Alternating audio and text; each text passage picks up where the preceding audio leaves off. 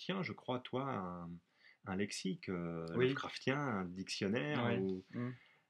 Bah oui, Ah, parce que pour une raison très simple, c'est que quand on traduit, bon, enfin, j'ai l'impression de faire, je ne vais pas faire une généralité. mhm, D'ailleurs, je ne fais pas ça pour tous les auteurs que je traduis. D'ailleurs, enfin, je ne le fais que pour Lovecraft. mhm, Mais il y a plusieurs difficultés. C'est-à-dire qu'évidemment, il y a la difficulté propre à la langue de ouais, l'auteur que l'on va traduire, son style.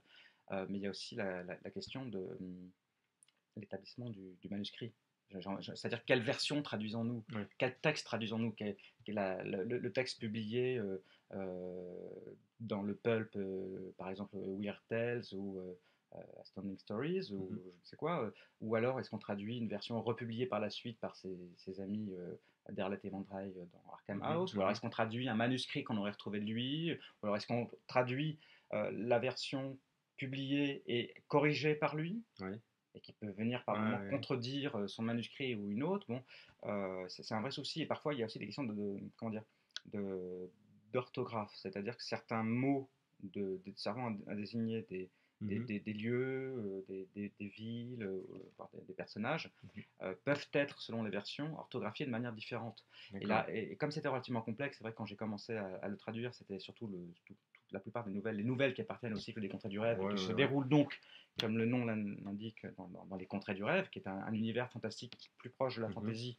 c'est-à-dire du merveilleux que de l'horreur, ça se déroule pas donc sur notre terre.